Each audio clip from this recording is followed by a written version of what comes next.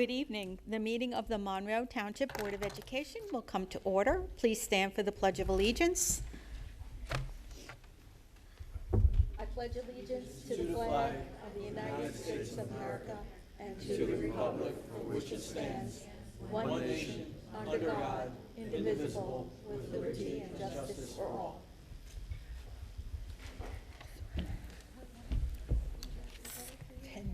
May we have a roll call, Mr. Gorski?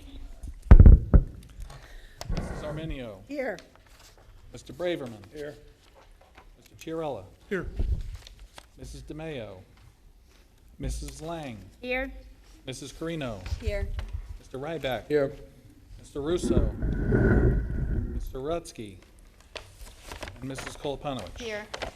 Madam Board President, you have a quorum present this evening. In accordance with the provisions of the New Jersey Open Public Meetings Law, the Monroe Township Board of Education has caused notice of this meeting to be published by having the date, time, and place thereof posted July 14th, 2017 at all schools, the Home News Tribune, Cranberry Press, and filed with the clerk of the municipality. Thank you. At this time, we will go to number 5 on the agenda, approval of minutes for the Public Board of Education meeting of May 10, 2017. Mr. Chiarella, Mr. Ryback. Any additions or corrections to the minutes? Okay. All in favor? Aye. Opposed? Abstentions? Recuse? Okay, the approval of the minutes for the Special Public Board of Education meeting, June 8th, 2017. Second. Mr. Ryback, Mr. Chiarella, additions or corrections to the minutes? Seeing none, all in favor? Aye. Opposed? Abstentions or recusals? Mr. Braverman abstaining. And the approval of the minutes for the closed session meeting of June 8th, 2017. So moved. Second.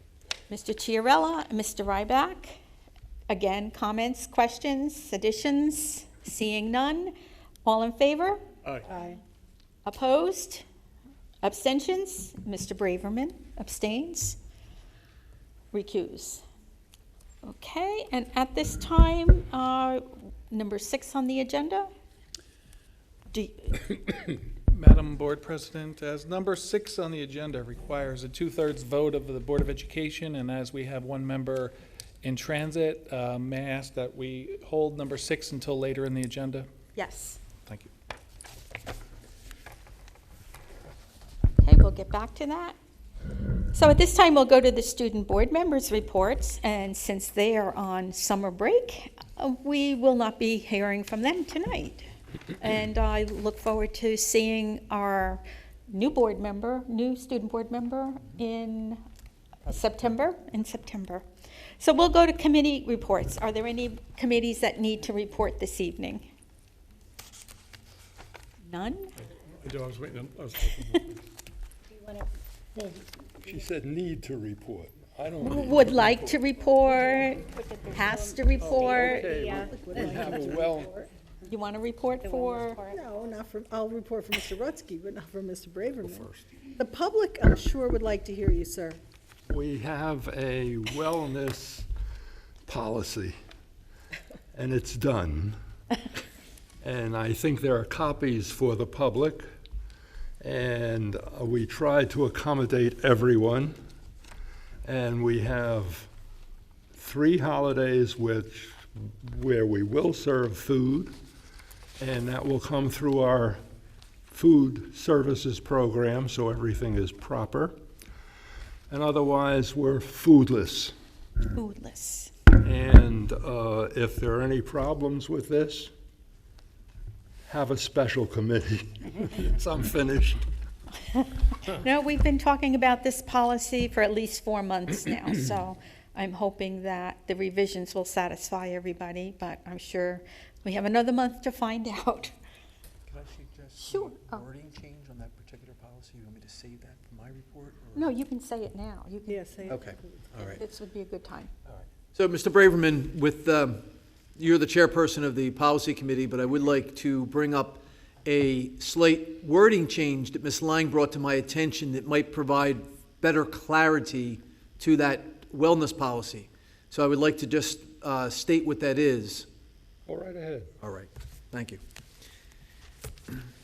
So I think, as Mr. Braverman stated, we're trying to find a compromise for the many different sides that parents have taken and staff members and others have taken regarding food in school for celebrations.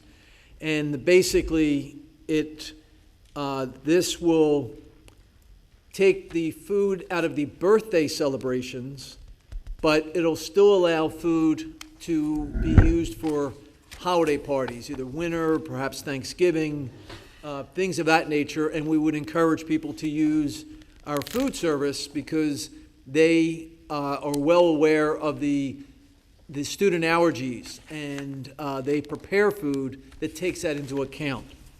So to provide better clarity to this paragraph, it's number 4 under section B. The wording change will be halfway down. Well, I'll read the whole thing. Due to the Monroe Township Board of Education's commitment to the health, wellness, and safety of our students, and its commitment to healthy living, it is the intent of the Monroe Township School District that all classroom, now right here, the word birthday is going to be inserted. So it'll read, all classroom birthday celebrations during the school day be non-food celebrations. That leaves it open to holiday parties. Now, if we have a policy meeting between now and the second reading, perhaps that wording might be clarified even further to specify holiday parties. But as it stands tonight, that would be the wording. And then the last sentence would be, only non-food goodie bags will be allowed. Of course, earlier, there's another section in the policy where food can still be used for instructional purposes. There are times that the teachers use food for different roles in the classroom for instructional purposes. So that'll be permitted. Is that all right, Mr. Braverman? Fine. Okay, thank you. Thank you, Madam President. Thank you. Hey, anyone else with a committee report? Okay, Mr. Chiarella? yes.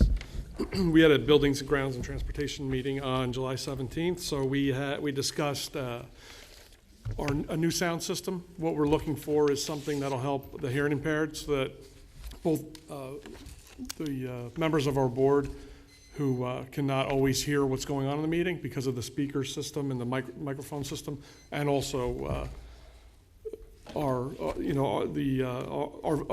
taxpayers and visitors and the people who come in here to address us sometimes can't hear what's going on. So we looked at that with Reed Sound, and they gave us a walkthrough of that system and how it would work. And so that was very interesting. We still have to look into it, look at and work out the kinks and see how that will work for those of us who need it. We also had an update on the Barkley Brook roofing and millwork restoration project. And an update on the playground resurfacing, and we picked the color for that surface. Actually, I'm going to blame them. They picked the color. I was neutral. They picked blue.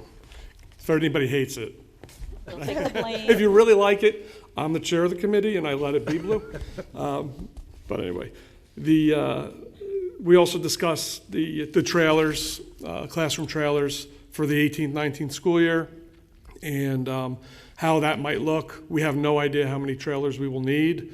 We have no idea if we'll even need trailers at this point, but we're guessing that we do, based upon where we are with the referendum and where we would be, how far out we'd be from being able to build and do any of those things. So what we discussed was going through with trying to find a plan that will be able to satisfy the needs of housing our students properly, while also at the same time remaining cognizant of the costs and all those factors that go into being able to house the children properly and still maintain, keep the cost down as much as possible. And that was it. Okay. Thank you. Anyone else? Ms. Arminio? While I am neither the chair nor the vice chair of the Finance Committee, since Mr. Rutke is in transit, And unfortunately, Mr. Russo isn't here. I will just, since I was present at the Finance Committee meeting, I'll discuss the agenda. We discussed the lease purchase and financing bid results for instructional equipment and buses contained in the 17-18 budget. We talked about insurance renewals with the exception of health benefits. And if Mr. Gorski wants to elaborate on those. We also talked about an appraisal company that appraises our fixed assets in the district. It's an annual review of our assets, and we get a report. We also get a notification from the company, and it also helps to serve our insurance purposes that we have all of our assets recorded, and we know where everything is. So that's we talked about that being a really good situation for the board and the district to know where all the properties are. So that is being done. Mr. Gorski updated us on the audit that also occurs every year, and the audit has begun, correct, Mr. Gorski? So they have begun the audit, and he can explain where we are in the process at this point.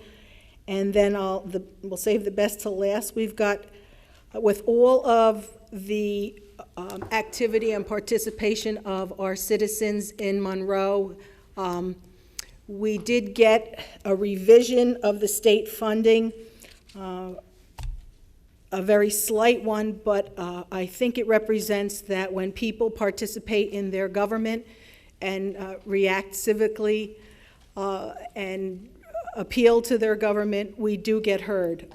I think our government officials can do much better for us on the state level, but we have a slight increase in funds, and we'll talk about that in the resolution. And Mr. Gorski can explain the accounting of that if he chooses now or before the resolution, whatever works best. Madam? As Mrs. Arminio covered, the lease purchase financing results came in at a very advantageous rate for the district, 1.9 approximately for a 5-year lease purchase for instructional equipment and buses. And the advantage, again, of lease purchasing these items instead of buying them all at once is it frees up about $1 million of budget room and defers payment over these items over 5 years. So each year you're paying a 1/5 installment plus a minuscule amount of interest, which better matches the cost of the assets to their lifespan. And the insurance renewals came in $118,000 less than last year for all policies with the exception of health and student accident insurance. Our workers' compensation premiums are down because, as our broker has indicated, claims are down because we have a safe and orderly school environment that our staff is working in. And we have good policies and procedures to safeguard employees. And property casualty, automobile, they're all down from last year. So from the amount that we had in the budget, we're recognizing $118,000 worth of savings, and we hope to continue those practices going into next year. The only insurance policy that increased significantly was student accident. We had a couple noteworthy student accidents recently, and those have negatively affected claims. But administration has addressed all of those accidents. We've developed new procedures and policies for safeguarding students in those areas where fate had it, where these injuries occurred before, and we're working on that. Fixed asset appraisal, as Mrs. Arminio said, we have two compilations of reports. The first one is for assets $500 and up, and the next one's $2,000 and up per item. The 500 and up is a comprehensive list for insurance purposes. God forbid there is a fire or flood in a building. We will know exactly what equipment, assets, computers, you name it, is in that building at that particular time because it was tagged and computer recorded to be present while the audit was commencing. And the other one is $2,000 and up, and that's for an accounting update. A few years back, the accounting regulations required GASB 34, which requires depreciation on school assets on a government-wide financial statement. So that's calculated as part of this fixed asset appraisal. And the audit update, the auditors are beginning with reviewing all of the minutes, which are posted on the district's website. From the minutes, they extract contract approvals and professional appointments and so on, and trace those to actual dollars spent, and check verification to make sure everything from start to finish checks out on those appointments, and everything that is expended during the year is approved by the Board of Education. The other area that begins the audit is the student activity accounts, and that's where principals at each school location have discretionary money, which is intended to have students raise money for their own welfare for programs such as field trips and things like that. And they audit those accounts because those involve cash. Number 5, the additional state aid award is very good news. It's a dividend that the state has paid back to the administration, the Board of Education, the taxpayers, the ad hoc committee for school funding, and everybody who testified and signed petitions on the district's behalf to get our fair share of state aid funding. And I would appreciate if we could hold that till Mr. Rutsky's here as the finance chair and talk more about that when we present the resolution. Can I just make one comment based on that? Mr. Gorski, I believe you so generously said our fair share. We're still not at our fair share, but we've gotten a little bit more funds. That is a very good point. This extra aid award was actually calculated by taking a district's underfunding, which is what you were supposed to get if you were fully funded, and what you actually received. And initially, Monroe was supposed to get 10% of that underfunding difference, which first calculated at $512,000. Then the government shut down and there was some reallocations, so we wound up with a little bit less. But even at the 10%, we're higher than the state average of 7% of funding on those, that underfunded aggregate amount. But that still leaves 90% that we still have a lot of work to do. But, we've been fighting for state aid now for at least 7 years, aggressively. And this is the first dividend, the first fruit that we have to show for our efforts. So it is a milestone, but there's still a lot of work to be done. And again, I think the committee was very clear to acknowledge and wish to thank the participations and the citizens in Monroe for their attention to this, and we hope to continue attending to this issue because we're not satisfied with the results. Although we accept them, we gratefully accept the results, we're not satisfied that we are getting our fair share, and we hope that citizen participation just continues to go up, and we still appeal to our elected officials and keep very close watch on their activities and behavior, and if we're not satisfied, we actually keep fighting. Yes. Thank you. So, Mr. Gorski, with the addition of the $458,000, what percentage are we now getting from the state? Do we have any idea? Because we weren't getting a big percentage to begin with. Unfortunately, this additional award didn't really move the needle as far as those percentages go. The state funding for this district is still, to the best of my knowledge, only about 3%, 2%, 3% range. Local taxpayers are still footing 87, 88% of the requirement of revenues to fund the school district.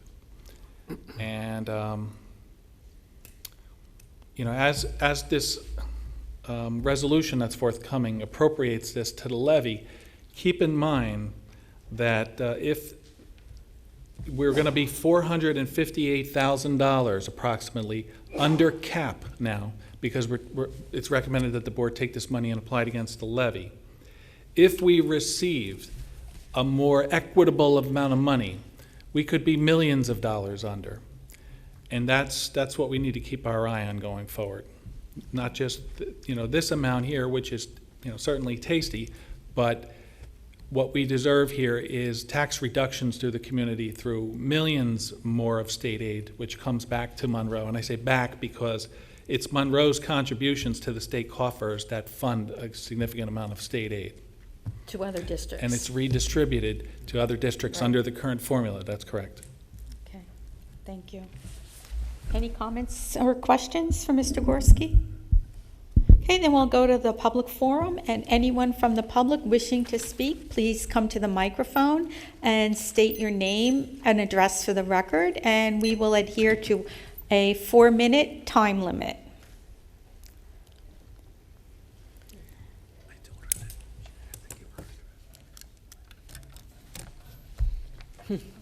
So we just need her name, not her address. Hi, my name is Josephina. My mom has been telling me about the new food policy, and whenever she comes home with bad news, I feel upset. Since I've been 2, I had life-threatening food allergies. I can't eat nuts, I can't eat anything manufactured with nuts, and I can't touch nuts. If I do, I can die. My EpiPens are for adults because my allergies are so severe. Recently, my testing came back so bad that my allergist told me I have to wear a life alert bracelet.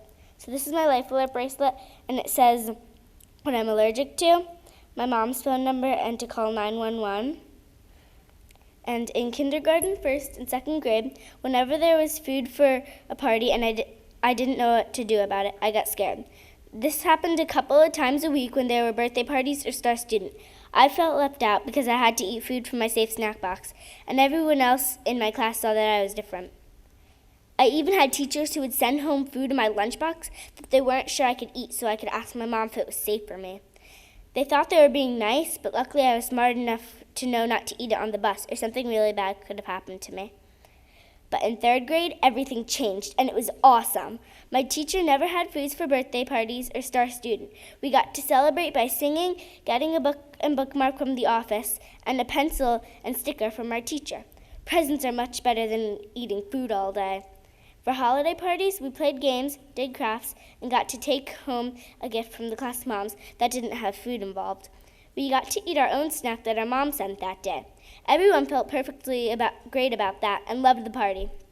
I still get to go to events like the Candyland dance and ice cream bingo after school because my mom is there to help me decide what I can and what I can't eat. After school is a good time to have events with food, not during the school day. I think this policy will help me and everyone else who has food allergies feel safe in school instead of scared and left out all the time. I hope you will think of me and my severe food allergies when you vote for this policy. Thank you. Thank you, Josephina, for coming to the board and expressing your opinions to us. It's much appreciated. And it's not easy to do that, to come to us before us. And give up your time in the summer. Thank you. Anyone else from the public wishing to speak? So at this time, we will close public forum and go to the superintendent's report. Dr. Kozak?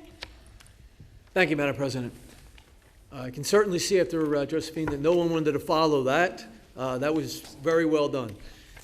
I'm pleased to acknowledge the hard work and the perseverance of our dedicated staff, Board of Education, our MTEA, which is our teachers union representatives, and community members who devoted considerable time and energy in attending meetings, presenting to the legislators in Trenton, and in signing petitions, all in a concerted effort to secure additional state aid. As been Board President Mrs. Kalapanovich has stated, and Ms. Arminio and others, the amount we received is not nearly enough to make up for the shortfall in aid the district has endured over the past 8 years. However, it is a step in the right direction, and it shows the power of our community in effectuating positive change at the state level.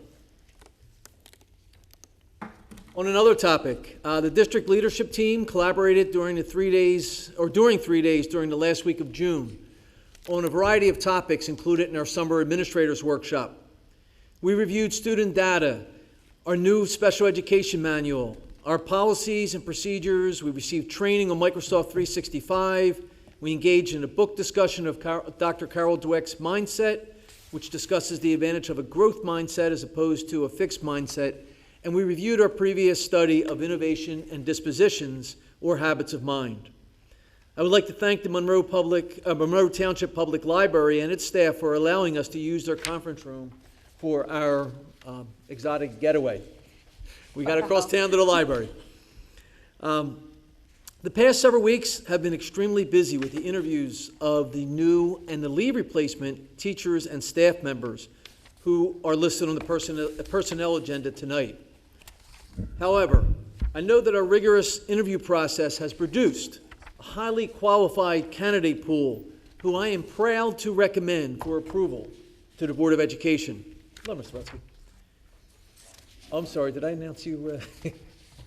Good to see you. Oh, you mean you're not hiring, Mr. Rutsky? You're here for the interview, our first question. Yes, you were talking about interviews, timing and was he says, perfect. hello, Mr. Rutsky, so we, So, Bad joke. Whatever job you bad have, I'll joke. take it. thank you. Thank you. So with that, at the Personnel Committee, a question regarding Abbott tutors was asked during the Personnel Committee.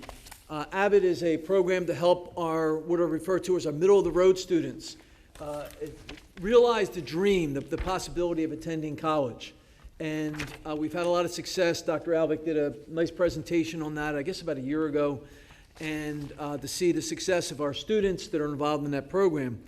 And a big part of that program is something called tutorology, where we have older students work with younger students. And in some cases, college students come back and work with our high school and middle school students. So the college students are utilized as tutors under the guidance of our Abbott teachers to run our tutorology sessions during the Abbott electives. So I just wanted to clarify that question that was brought up at the Personnel Committee meeting. So with that, I recommend approval of the personnel items A through BG. So moved. So moved by Mr. Chiarella and second by Mr. Ryback. Are there any comments or questions for Dr. Kozak? Ms. Arminio? Yes, the avid tutors are all college age and college students? I believe that's some, I'm not sure, to be honest with you. Dr. Alvick is really involved in that program, and she's actually at an Abbott training this week. So I can't speak for every one of those people listed on the agenda if they were all. And how are the avid tutors selected? Through the Abbott program, so Dr. Alvick's involved, the other staff members that are involved in that program work, and they select who is going to be the tutors to work with the students. And all these have passed the criminal background and they get their fingerprints just like the Board of Ed people do? If the volunteers are working with a certified staff member who is fingerprinted or has a fingerprint approval, then they don't necessarily have to have the fingerprint process. They don't go through a background check? The background check, not if they're, as long as they're working with our certified teachers. So if they come in to work in maybe an after-school situation or come into a classroom, just like when we have college students come back in any of our classes, if they want to come back alumni and speak, they don't necessarily have to go through the criminal history review because they're in the classroom. And I'm not Excuse me. suggesting any of them should, I'm just Right. wondering the procedure. But you said two things. One, you mentioned to me that they are getting paid, and then you said volunteers. Which one is it? Are they getting paid? The avid tutors? To my understanding, they're getting paid. They're not. So when if we do bring paid people into the system, don't they have to go through that process? If they're working on their own, they would. I would have to get Okay. clarification, as long as they're working with a certified staff member. And they may very well go through the criminal history process. Okay. Any other comments or questions? I did have a comment, because I Mrs. wrote down Lang? the same questions, actually, as Mr. Arminio just asked. So I had the same questions, and one of my other questions is, what is the pay rate? We didn't, for approving them for renewal as substitutes, is it at a substitute pay rate? Is it at a different pay rate, because they're students? So, but I couldn't find anything what is the pay rate for them? Actually, I don't have that amount. I don't know, Mr. Gorski, I don't know if you know what that amount is or not. No, I'm sorry. No, I'm sorry, I don't know what that amount is. But this was recommended by the assistant superintendent. This is Yes. her purview, okay? Yes, yeah, we've been running this program, it was before I got here, so I Right, I imagine know for- about the, right, yeah, Abbott 3 or program. 4 But all the years. people on the list have been filtered through. Okay. Okay. Any other comments or questions? Seeing none, we'll have a roll call, Mr. Gorski. Thank you. This is a roll call for personnel items A through BG. Mrs. Arminio. I don't know if I can split my vote on a one item on BF, but at this point, I vote yes for everything except no for the Avid tutor. But the rest of BF is okay with me. No on BF, correct? Well, She's not just really. on- Or just the avid Just tutors the on avid BF? tutors. So noted. Mr. Braverman. Yes. Mr. Chiarella. Yes. Mrs. Lang. Yes. Mrs. Carino. Mr. Ryback. Yes. Mr. Rutsky. Yeah, Mrs. for everything that I Koloponowicz. heard. And Mrs. Koloponowicz. Yes. Thank you, Madam Board President. Personnel items A through BG has passed. Oh, yeah, I got it. Oh, you got a copy? We'll go back to Dr. Kozak for board action items. Yes. Thank you, Madam Board President. Before we, yes, that's why, I'm just getting to that.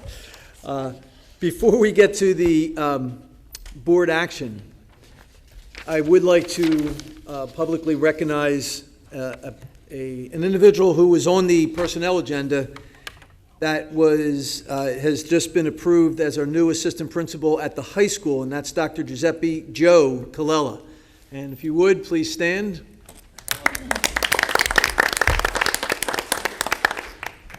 Welcome to Monroe.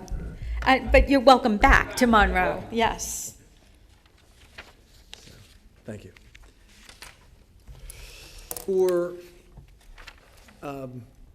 board action, I would like to, again, note the revision that I had mentioned earlier in the wording of Policy 8505, the local wellness policy.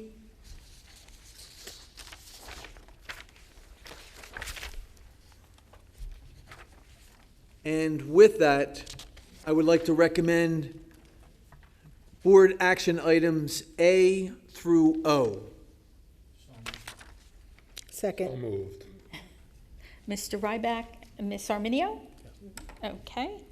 Any comments or questions? Mr. Chiarella? Yeah, my question is on J, on policy 8505, so not really a question, but a statement.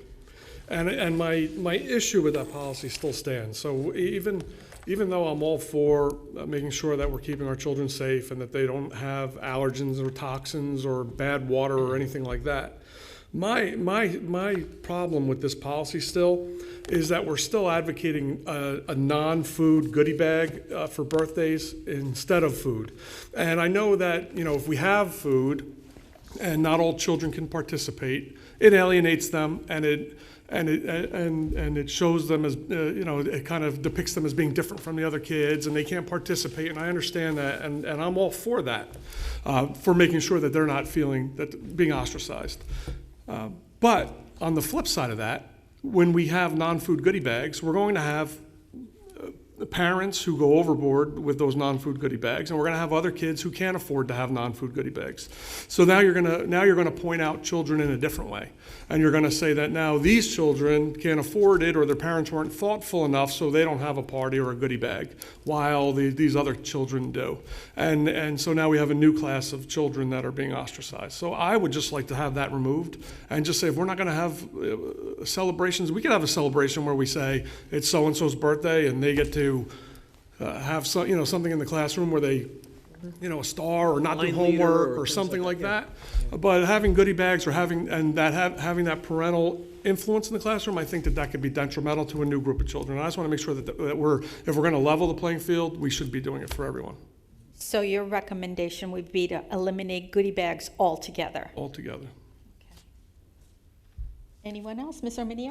I thought that might come up. I did not speak to it in the policy meeting, but I don't know if a compromise could be if we limit it to $3.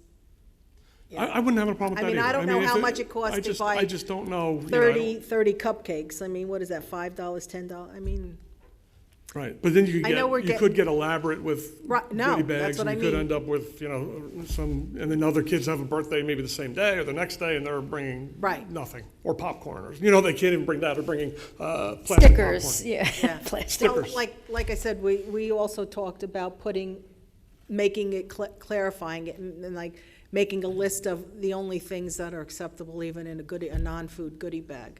I mean, it's really been difficult to satisfy everyone, to protect the children, even though, I know that kids feel differently when they're in the classroom and they can't eat, but it's the lifestyle change that they have to accommodate for the rest of their lives.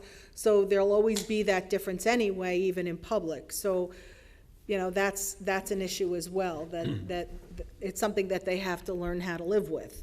But I certainly don't want to put the district in a position where we're at risk of, having a child have an allergy reaction. But, so we're still tweaking it and instead of like eliminating that, maybe we can pass this and then the next policy meeting talk about a further restriction. I think please. Because what we had talked about with This is the goodie Sunny. bags, thank you. I'm sorry. I'm sorry. That's It's okay. So what we had talked about with the goodie bags is more so even at the holiday parties, and that we expect the teachers to say this is what's allowed and what's not allowed in a goodie bag. So that we're putting those, that the teachers take some of the responsibility and the their power of classroom. saying this is what we can do. And then being able for the front office to say, guess what, you're not bringing balloons into the classroom. You're not bringing that. So that was the thought so at the end of a holiday party, so for Christmas, they can go home with pencils, or they could go home with something. So it wasn't really just connected to the birthday parties. That just in case you bring in goodie bags, they must be non-food goodie bags. Mr. I just Chiarella? want to, and I appreciate that. My only fear, like I said, is that we're going to end up with teachers decide, and not that they're not capable of doing that, but teachers deciding based upon their school or where they're at, what they're going to allow to have come in. And that's still going to, I think if we're going to have a policy, then it should just be a policy. If you're going to have a policy that says you can't have food and we're going to limit goodie bags or whatever, this is how we're going to celebrate, then it's a clear policy, and you don't have one classroom saying we're going to allow $30 per student and another one saying $300 per student. My daughter just went to her her dance, her 8th grade dance, and it looked like some of the kids were going to a wedding. They were getting married, in limousines and things like that. I mean, there's that level of difference and disparity out there, and that could also be reflected in the classroom. And I just think that we need to make sure that we don't. It's one of the reasons why parochial schools have uniforms, right? Everybody looks the same, everybody's doing the same thing, and you don't have those things. And I don't want to get to that level, but I just think that if we're going to have a policy, then we have to make sure we're helping all the children. Mr. Ryback? I just want to note, I know how emotional and important this policy and the discussions about it have been since the last meeting, and how much research we've put into it. And I know we want what's best for the children of this district and certainly the district itself. And I'd like to take a moment to commend really the policy committee, because it seems like they took into account both sides and came up with something that's viable, at least in my view. A step in the right direction. And I understand this is a first reading. It still could be tweaked somewhat. Mr. Chiarella brought up some points today that I'm sure you'll consider. But I really just wanted to commend the policy committee for understanding the importance of the issues that both sides raised for this. Thank you. Mr. Braverman? Would a dollar amount maximum solve your problem? I don't think a dollar amount would. I don't know that. It's not even about a dollar amount, Mr. Braverman. It's more. Because some parents might have dollars, but they might not be thoughtful. You're right. I understand that, but that's really life. Well, and if school is life, we shouldn't be doing something that's taking place. Well, then if school is life, we shouldn't be legislating all this other stuff People either. refer to school as not the real thing.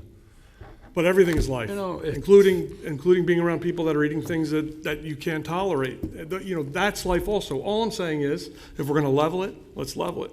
If we're gonna make policies and mandates, then we should make them fair for everyone.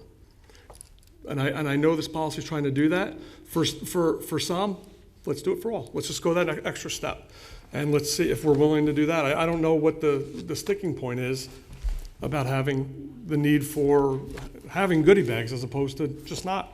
Well, we thought it was fair for everyone, but you would like it fairer. I'd like it fairer. I don't think that, I don't know what the percentage of kids, of the kids who have allergies in our classes are. So, but let's say it's 10%. And let's say now there are 10% of kids whose parents don't care enough to send them in with goodie bags on their birthday. Are we gonna, we're just gonna allow that to happen? We're gonna allow that injury to their psyche? All I'm saying is we're making a move here to ensure that children are safe. And we're making a move here to ensure that we're not making children feel different. But by doing this, we could be making children feel different. Okay, I know that we've been spending about 4 or 5 months on this policy, and I think we've tried to look at every angle that we possibly can. I don't think there's a perfect policy out there for this. Whatever we do, we know that there's going to be people that are happy, and there's not going to be people that are happy. And I can't remember another policy in recent memory that has taken up so much time and effort from a lot of people. Ms. Arminio? One more quick comment.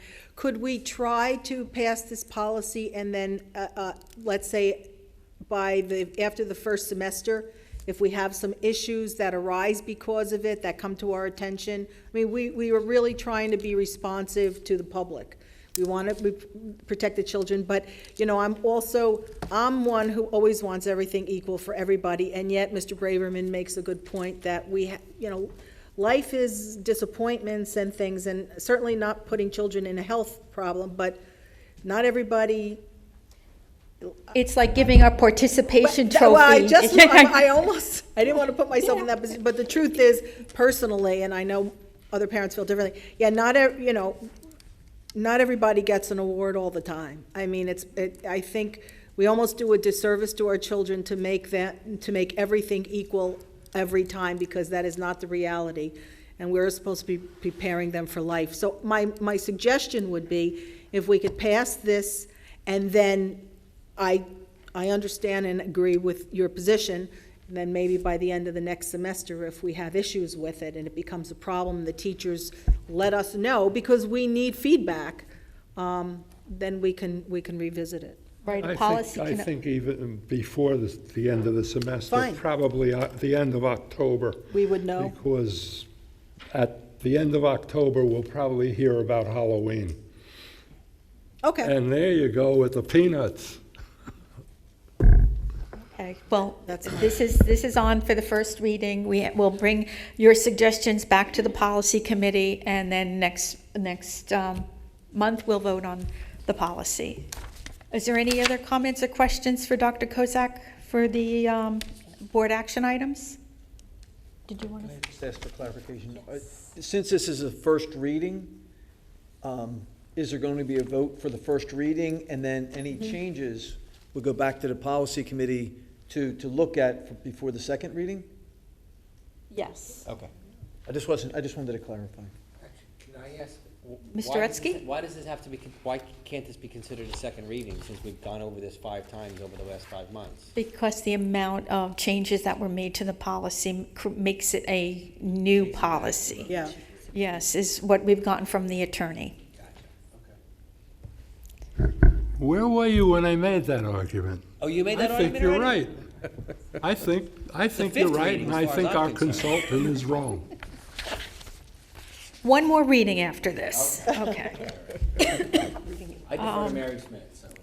Yes, the question had been asked to her, and that was the advice she gave us. So if there's no more comments or questions, we'll have a roll call. Mrs. Arminio. Yes. Mr. Braverman. Yes. Mr. Chiarella. Yes on everything except J, policy 8505, that's a no. Mrs. Lang, Yes. Mrs. Carino, Yes. Mr. Ryback, Yes. Mr. Rutsky. So I'm gonna say, regretfully, I can't even vote on J, so I abstain for everything except items L, M, N, and O. Yes. L, M, N, and O. Yes, thank you. Mrs. Koloponowicz. Yes. Madam Board President, board action items A through O has passed. Thank you. And that concludes the report, Dr. Kozak? Yes, that concludes my report. Thank you, Madam President. So we'll go to the Business Administrator's report. Thank you. Madam Board President and members of the Monroe Township Board of Education, it is recommended that board action items A through Z be approved by consent roll call. So moved. Mr. Braverman? Seconded. Mrs. Lang? Comments or questions Yes. for Ms. Carino? I have a question about P for the school physicians. So I know forever we had a pediatrician who was the Monroe Township physician, pediatrician, right? So then at some point we changed to this emergency services type of group. And I'm just curious as to why we would do that when, the wording in here says that they're supposed to have substantial experience with adolescents and children. And I went on to this group's website and read their resumes, and they have nothing about children. It's all just emergency room situations. So what was the issue that we just got rid of the physician that was here for 25 years, who everyone respected and was a very good pediatrician? What was the issue? Mr. Madam- Gorski? Yes, unfortunately, that was a few years ago, and there was numerous discussions by all of the principals involved, particularly Marietta Ruella and her staff, the nursing staff, superintendent's office, on that issue. And I really don't recall the reason that it was changed, but I do know that what's on the board agenda tonight was properly vetted and has the high recommendation of Marietta, and to my knowledge, and Dr. Kozak, please chime in, is performing admirably since we've made the change. But why would we not have a pediatrician for children? Okay, so I wasn't here when that change was made, so I can't speak to why the change was made. I can only speak to what we have now. The nurses really provide the medical attention to the students, and the nurses consult with the district physician when there's a medical concern. So they have that ability to do that. And the staff, the service that we have now, I know for our sports physicals, has made a drastic difference. And again, I'm not We comparing. don't do sports physicals. I'm sorry? We don't do sports physicals anymore, though. Well, no, they go to that medical practice, they get the sports physicals done, and it's through an online system. Wait, I could have gone there and gotten a sports physical? Free of charge. That's not Mr. correct. Gorski, am I correct on that one? No, For the- because, no, we don't do them anymore. We used to do them when I'm the sorry. other doctor was here. I'm sorry, they don't do the sports physicals, they do the Right. processing of the paperwork. You're right, I'm sorry. But the parents can go online. So again, this is not anything against the physician, because I wasn't here when that change was made. I'm only speaking to the current practice, that the practice that we have right now with them handling the online portion of going through the information brought from the parents that their pediatricians have done for the sports physicals has been, my first summer here was pretty shaky with that process, and it's been refined, and it seems to be working very well. So no reflection on the previous district physician. As far as I know, it's not online because we hand in the papers, just like we always did to the nurse. But then the paperwork is done, So it's is not online entered online from that point on. And it seems to be a very good process, at least for the sport physical end of things. How it works. I mean, What's online? when the sports physicals are handed in, that information is then entered online to this service, this medical service, So whatever. who's entering all of that information online? Who are we paying to do that? Our nurses do that. The nurses take every single piece of paper and they physically enter everything online? Either that or they scan it, one of the two, yes. Yeah, They give it to this new, yeah. They've been handling it every summer for a while. I mean, I think probably for a long time. But this process, it's entered online, it's tracked. It's also easier, to my understanding, if you're going from one sport to another because the information is entered, it's online. So I'm just speaking to that one aspect of it. I can't compare to the previous district physician because I wasn't here when that change was made. it just makes sense to me that you would have a pediatrician and not an emergency physician, but that's why I wanted to know. Just for clarification, I'm sorry. So as I understand what you're saying, it goes, whoever inputs, since the documents go to the nurses, and our district inputs it online to this service, and it's then that the service takes it and reviews all of the examinations and reports. Yes. So it's online to the service, and the service reviews it, and then what, sends back an okay or saying that all these students can participate? Yes, so a doctor has to have the ultimate say. Whether it was the former district physician or the new district physician, which happens to be, the service here. But it's entered with this service, it's entered online, and they review everything to make sure all the forms are correct, make sure that all the forms have been submitted, because if you've been involved with sports physicals as a parent, you know that there's multiple things that have to be checked, new regulations they're handled properly. So I'm just speaking to that one aspect. It seems to be handled very well. So all of our students who want to participate in sports are seen by their own private physicians? Yes. And these physicians really don't see the students physically? They Exactly, just right, see because their the own, reports. my understanding is that change was made several years ago so that the students used to come to the district and somebody would actually perform the physical. And part of that, and again, I wasn't here, but I'm just speaking, if you're seeing 200 students in a short period of time, I don't know if the quality of the physical is the same as if you go to your own pediatrician, who maybe you've been going to for 14 years or 15 years, and they do a more in-depth, physical, and then the paperwork, it's just a matter of the paperwork is submitted to the district and that's submitted to this medical service.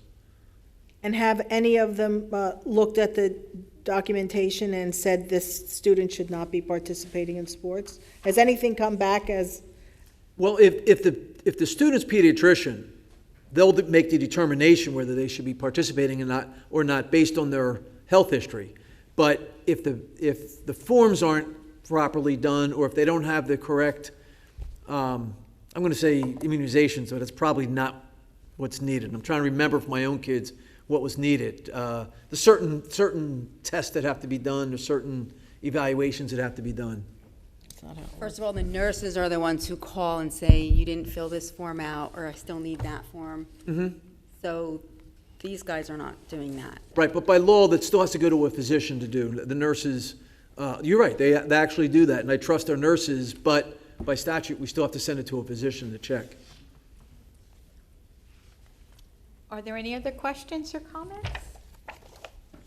Seeing none, we'll have a roll call. Board action items A through Z. Mrs. Arminio. After this discussion, yes for everything, and I'll abstain for P. Abstain on P. Thank you. Mr. Braverman. Yes. Mr. Chiarella. Yes. Mrs. Lang. Yes. Mrs. Carino. Yes and no for P? Thank you. Mr. Ryback. Yes, except for one where I have to recuse myself. One, letter, number one? Number one. One. Thank you. Mr. Rutsky. So I'm gonna abstain from everything except I'll start with letter A. These are the ones I'm not abstaining. A, B, C, L, M, N, O, P, and Q. Or of course I vote yes. Thank you. A1, okay, because I'm looking for one, I don't see one. Mr. Ryback is abstaining from A1. A1, No, I'm recusing. recusing from A1. Noted. And Mrs. Koloponowicz? Yes. Madam Board President, Board action items A through Z has passed. And that now takes me back, with your permission, Number to 6. agenda item number 6. Okay. Going back on the agenda. Agenda item number 6 is the revised state aid award for the 2017-2018 school year. And Madam Board President, I'd just like to remind the board members and members of the public in the audience a little bit of the history on the district's engagement in this state aid issue. Going back about 7 to 5 years ago, there was a year where Monroe lost 95% of their state aid funding, and we only received $238,000 of state aid to support all the operations in the school district, a public school district. And that year essentially shifted $4.4 million of what was formerly the state's obligation to fund education in Monroe to that of the local taxpayers, because of a special provision to shift that burden that year into that local tax levy. And otherwise, it would have had catastrophic effects on school districts' programs and services. It has remained there ever since. And although there's been a dead cat bounce in state aid funding where Monroe has received a little bit more based on the prior year, you're going back to a year where 95% of ours was removed to get a bounce from that on these slight increases that we've recognized every year. Monroe receives a little more than $400 currently per pupil in state aid funding, which is one of the lowest numbers you'll find anywhere in the state. And we have never received equalization aid, which is the largest type of state aid designed to support a district's adequacy budget. And adequacy budget, as you probably know, is mostly mandated by the state, including the requirement to have a thorough and efficient education for all students. The district even wrote our own legislation, which was supported by Senator Greenstein, Benson, and D'Angelo, and made it through a successful hearing at the Senate. But never came to fruition, and we knew that was a long haul because we had to ultimately receive the governor's signature on that. We've met with everybody who would hear our cause. And I believe at this juncture, every legislator knows Monroe quite specifically and our problems over here. And when Senator Greenstein addressed the ad hoc committee, which is chaired by Mr. Chiarella, she mentioned a two-part plan in order to address our state aid funding. First was to try to legislate changes in the existing formula to get rid of the adjustment aid and the growth limitation adjustments. Adjustment aid goes back to the School Funding Reform Act of 2008 to try to bridge the gap from those who lost money from the previous funding formula in 2007. It was meant to be phased out over 5 years. But districts are still receiving adjustment aid because the state froze state aid funding. So those who should have been phased out for it are still getting it. And the growth limitation adjustment is really hurting districts like Monroe with growing increased enrollment. Hold harmless provision has allowed districts with declining enrollment to receive the same amount of state aid as a frozen district who has increasing enrollment as Monroe. All of these items were discussed in the testimony before the Senate and the Assembly hearings on funding, and that was Senator Greenstein's first approach, was to, again, eliminate adjustment aid and redistribute it and eliminate the growth limitation adjustments. That is what essentially was done to create some of the monies with this additional state aid that was distributed to school districts. And we were impacted because we received about $458,098 of additional state aid in the categorical special education aid category, $458,098. That is immaterial to Monroe's finances.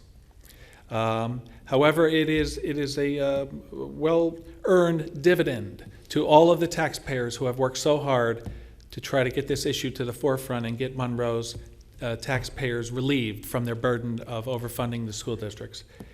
And therefore, at Finance Committee, we discussed the options of what to do with this money. First option was to appropriate it. The district could appropriate this additional state aid amount and spend it. Now, you may recall from the budget final adoption where Dr. Alvick and Dr. Kozak were asked by me if this comprehensive budget covered all educational program and instruction needs, if they were satisfied, and the answer to that was yes. There certainly are other areas that could always use financial address, but we were satisfied with the amount of funding that went into the 17-18 budget. Therefore, the second option was to take that additional state aid award, and this was the intent of all of those who had worked toward this all along, appropriate it against the levy, reduce taxes with the money. And that is what the Finance Committee recommended unanimously to do. So we have a resolution that's included in the agenda, and I'd like to read it. It is recommended that the members of the Monroe Township Board of Education, number one, accept the revised categorical special education state aid amount of $2,434,917, an increase of $458,098 from the previous reported state aid amount, and two, reduce the general fund local tax levy for the 17-18 school year by $458,098, which will result in a general fund local tax levy for the 17-18 school year in the amount of, bear with me, mine got cut off. $98,013,903. It is further recommended that the Board of Education recognize and extend its appreciation for all of the efforts of the district administration, state and township officials, the members of the Ad Hoc Committee for Fair Funding, the township residents who signed the petition in support of an increase in school aid, and the township residents who traveled to Trenton to testify at the Senate and Assembly hearings. The Business Administrative Board Secretary is hereby authorized and directed to take all steps necessary to implement this action by the Board of Education. Moved by Mr. Ryback, second by Mr. Rutsky. Comments, questions? I just have one question. Mr. Rayburn? You were asked if your budget is okay, and you said yes. Does that include the baseballs, number of baseballs that we might need? Yes. Thank you. Thank you, Mr. Braverman. Anyone else? Ms. Arminio? I almost lost my train of thought. Give me a minute. He took the same question. I was trying to count baseballs. Is that softballs or just hardballs? Oh, That's no. hardballs. Title That was the IX, only softballs question. included. We give everything, it's fair to our There we go, girls. Just- equity. Okay, good, I'm happy to hear it. I want to make sure we have softballs in there. But that was a hardball question, wasn't it? Oh, Yeah, but that's very Okay. nice. Give me a minute to, I lost my train of thought. Would anybody else like to? Yeah, somebody else talk In before I. place of Ms. Arminio? Go ahead. Michelle, speak to us. Yeah, Make a note of that. please put that in the record. Mr. Chiarella? Yeah, I want to just say that I agree with this. I do think that this should go toward tax abatement. I think that it sends a message to our taxpayers that even though our fight, I believe anyway, our fight is just beginning, and there's a lot more for us to do, that nothing is off the table as of right now, and that we need to continue to fight as hard as we can. That we need to show them that if we are victorious, that we're not going to just take this money and misappropriate it or squander it or buy helicopters or pools or something like that. That this is all about them and making sure that they're reimbursed for all of the money that they've been giving in excess to the state. That the state's been taking. And I just want to quickly say, And I don't want to step on this and make it negative, but the state has been the bully on the block. And the state, is like this bully that comes down the street and shakes you down for your lunch money every day. And then one day, the bully's a little sick and not feeling so well, so he only shakes you down for a little bit of money, and he leaves you with a couple bucks in your pocket. And you go away and go, he's not so bad. Thank you. Thank you for not taking all my money today. And that's exactly what we're doing right now. We're saying thank you for doing this. Thank you for giving us $458,000 back when you've been taking millions from us and taking $40 million a year and giving us back 10% of that, less than 10% of that. And so I just want to make sure that that's clear. So although, I know we have a lot of people that are fighting out there and doing things, we still have to be cognizant of the exact predicament that we're in. And I don't want us to get overzealous, but I do want us to give this money back to the people.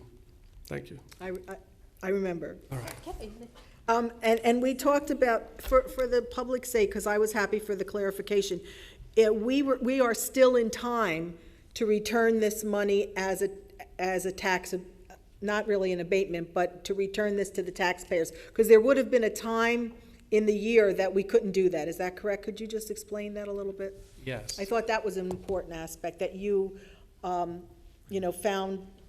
to the source to make sure we could actually do this. Yes, thank you for reminding me. The Board of Education and the residents may recall that 2 years ago, the Board of Education resolved to put together a budget that was $600,000 under cap. That money reduced what otherwise would have been required as an increase to the levy by that amount. Obviously, if you went to cap and you had to raise $600,000 more, it would have increased taxes that year. We had a satisfactory budget due to the excess surplus that carried over that left $600,000 under cap. That $600,000 by statute carries over to up to 2 years in the future as banked cap, where the board may resolve to appropriate it once again in a year in the future. It, of course, would have a tax effect, raising it when that money would be reappropriated in the future. By specific guidance released by the state of New Jersey, this money that's being used to reduce taxes, this $458,000, is not eligible for banked cap. So the Board of Education will have only $600,000 of bank cap available for next year's budget, and this $458,000 will be specifically excluded. There was a lot of special terms and conditions with this state aid award. I had to contact the state on that because even according to our board attorney, the language on here is so poor it can't be interpreted by a reasonable person either way. But we got an answer from the state, and it is not bankable. The money is used 1 year to reduce the levy, and that special award is gone. They will consider that in the future with an anticipation that there will be more special awards coming, I assume, with that comment, and we'll see.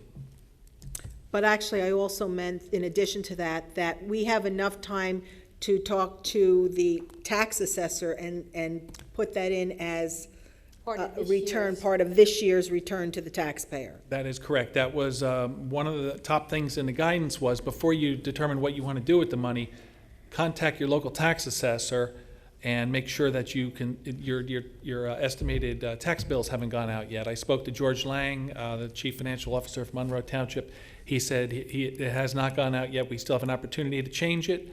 If resolved by the board tonight to appropriate this against the tax levy, I will revise the Form A4F, which is a certification of taxes, downward by $458,000, reducing taxes to the community for the 17-18 year, and then the bills will go out. Thank you. Anyone else? Mr. Ryback? I have to agree with my colleague, Mr. Chiarella and Ms. Arminio, that while we certainly need this money, it's not anywhere near enough. Our state, and I look forward to mentioning more on this in other board business, has given us some money and is, I guess, given other districts some money. And I'm sure the other districts are saying it's not enough, and we thank them for it. And I'm glad we're helping to reduce the tax bill. When you have taxpayers paying 87% of the cost of education, they deserve a break, and we're trying to give them as much as we can. But what I'm going to speak on later is that our state, our governor, is still approving charter schools. And that's costing the public schools money. So they have money for the charter schools, but they're giving us this much in state aid. And I'd like to mention a few things about that later, but I just felt it was appropriate to bring that up now. It's something that we might want to consider in the ad hoc committee. It's a great idea. Anyone else? Okay, no, I just wanted to say something, because I too was grateful to get something from the state, but when you're underfunded by $5 million and they give you 10% of that, we're still underfunded. And to think that we only get 3% of our budget from the state is just very sad. We're probably, I don't think there's too many school districts out there that get lower percentage from the state than we do. So I know there were districts out there who say, well, we get 40%, we're underfunded, and you have to look at that and you think that's crazy because we only get 3%, they get 40%, and how is that fair? So I also know that when we were doing the petitions, we spent a lot of time talking to our community and our residents and especially our seniors, and what we want to do to them is we reduce the tax burden on them, because it's not fair to our senior citizens who are probably 60% of Monroe Township, maybe 50% live in gated communities, paying 88% of the share of education in Monroe for our students. They're all supportive of what we do. That's not the problem. The problem is that it's just not fair to them to have to do that. So, it's a little bit, but I think we don't stop fighting, that we need to continue the fight, because they can't think that we're complacent and say, okay, that's it, we've got it, and that's the end. We need to keep working on this, because not even $500,000 isn't going to do much for our taxpayers. So I just wanted to say that. So roll call. And Madam Board President, to that point, Phase 2 from the Greenstein letter and plan that was adopted by the Board of Education is to work toward a new funding formula. And ultimately, the School Funding Reform Act of 2008 identifies Monroe Township as being too affluent and wealthy to receive an adequate and fair amount of state aid. And we must all work collaboratively to have a new funding formula and keep an eye on that for the first available opportunity. All right, this resolution by statute requires a 2/3 vote of the Board of Education to pass. If it does not pass, we will be required to have a special Board of Education meeting in order to resolve the matter. So that is 7 affirmative votes that are needed. Mrs. Arminio. Yes. Mr. Braverman. Yes. Mr. Chiarella. Yes. Mrs. Lang. Yes. Mrs. Carino. Yes. Mr. Ryback. Yes. Mr. Rutsky. Yes. And Mrs. Koloponowicz. Yes. Madam Board President, I'm very pleased to say that the motion has passed unanimously. Thank you. This is good news for our community. Okay, so at this time, we'll go to the Board President's report, and I'm going to be brief. Usually in August, sometime, we do a board retreat where we can set goals and for both board goals and district goals. So we're looking at doing something probably the last week in August after our board meeting. I think the board meeting is August 23rd. So what we're going to do is send home a little information and dates, and see which dates available for what board members, and whatever we can get the majority of the board to come to will be the date that we have our board retreat. We are also required to do a board self-evaluation, very similar to the board superintendent evaluation. It's online. It can be accessed the same way. So I'm going to ask that we all complete that, and then at the same time that we do the board retreat with the board goals, we'll be able to talk about the board self-evaluation. I will be sending reminders home. I think there's like 5 weeks that we can get that accomplished. It's not going to take long to do that, so we'll see as we go along how how many we keep getting in and sending out reminders so that on August whatever, 23rd, 29th, 30th, 31st, that we have a good meeting to discuss goals and the evaluation.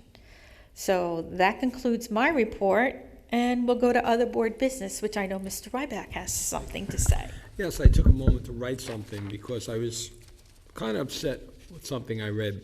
I'd like to take a moment to thank Mrs. DeMeo, actually, for her Facebook posting of yet another charter school sham by the state.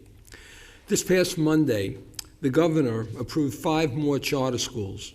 Newark will get 2, Patterson, Asbury Park, and Lakewood will each get 1. In May, Lakewood received $8.5 million in extra aid from the state because it was facing a $15 million shortfall. Has our state ed commissioner considered the fiscal impact of these charter schools on the public schools? 3 of the approved charter schools are still waiting for facilities. So the process approves the money before any physical location is solidified. Who in the state ed department is approving these applications? How many people work on them? How long does it take for an application to be approved? How well are applications vetted? Are leaders of approved charter schools vetted, or does anyone, even with a failing record, get the head run up? The Facebook posting mentioned someone who is chosen to head up, I think, 2 of these charter schools. This person had failing records in other states. I think this is just a shame that we're looking at getting funding from the state in minuscule manner, and they say they have no money, but they obviously have plenty of money to fund charter schools. And I think they have to get their priorities in order. Either they support public education or they don't. Thank you. Anyone else? I'm just going to be very quick. On the same matter about funding, we also have to remember that locally part of our abundance of student enrollment has to do with the local construction that's going on, and all of those decisions are made at the local level. So as well as participation in our voices to the state, I think it's still prudent of us to make our voices known in the township council, in the planning board, because all of those decisions are actually the impact that we're feeling with the high enrollment that we're going. So a lot of and a lot has been said about, well, we have no choice, the state mandates it. That's not entirely true. The township is responsible for the master plan, and of course, once they vote for the master plan, that's only a plan. The ordinances are made by our local officials, and those ordinances allow a lot of leeway to builders. So who gets the profit? The builders do. Who gets to pay the taxes? The citizens do. So citizen participation would be well spent also on the local level. Thank you. Anyone else? Mr. Chiarella? Thank you. Well said, Mr. Arminio, and well said also to you, Mr. Ryback. Both of you made wonderful points. I think it's a travesty what's going on with the charter schools and how we're funding them and how we're taking money away from public education and supposedly free public schools, which we know are not free. And Mr. Arminio, I think you're right. You've hit the nail right on the head again. With regards to that, and I think it's very important, and it's kind of disheartening to see the lack of the level of participation and knowledge by people in our community who feel, you could see when you talk to them, that they could feel that something's not right. They know that they're not thrilled with things that are going on, but they can't put their finger on it. Well, they can't put their finger on it because they don't know. And the only way you can know is by getting involved. So those were great points. Everyone else stole my thunder tonight, including Mr. Gorski with the $458,000. So all I'm going to say is we're going to have a fair funding ad hoc committee meeting on the 9th. I'll send that email out to the committee tonight at 7 p.m. here. It's open to the public. And we have an agenda, and we discuss it, and we go through everything there. So anybody who would like to come to that is welcome to come to that. But our committee will be just be the ones participating, obviously. That's it. Thank you. Thank you for that information. Anyone else? Okay, seeing no one, we will go back to the public forum.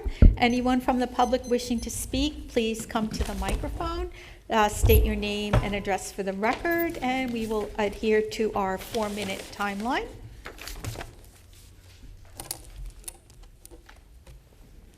This way. Over here. No. He's just going to take your picture. Hey, smile. Good evening, Harold Kane, 480B Newport Way in Rossmore. Tonight I'm here on behalf of American Legion Post 522. This past April, I had the honor of sitting in on the Boys State Evaluation Committee from the Post. It was the first time I've done it, and I have to thank you guys for the 11 outstanding young men who came to the interview. I was astounded. I couldn't believe it. I made a couple of notes here. I expected educated young men, but their perception, maturity, and focus, especially on the future, it floored the three of us. We grew up in a different era. People graduated from high school back then, and you went into service. You might have gone to college. There were no junior or community colleges at the time. It was a whole different world. And you kind of floundered around and hope you could find your spot in it. These young men are going to make their own spots. They're not going to wait for anybody to tell them what to do or give them permission. So we found that was fabulous. The downside to it was there were 11 young men. We could only pick 3. So we had 3 delegates to Boys State, 3 alternates, and 5 right up front. We had to tell them, sorry guys, we'd love to take you, but we can't. And that hurt a lot.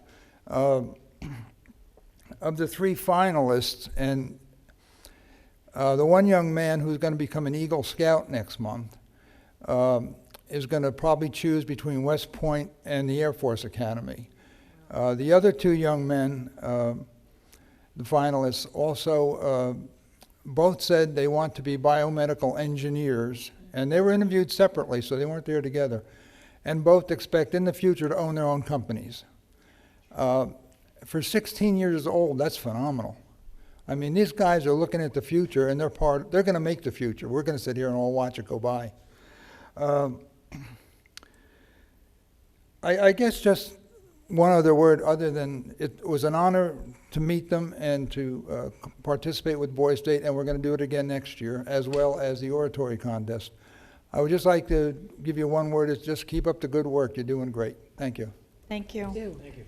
We're very proud of the education that is going on in Monroe Township and the quality of our students and the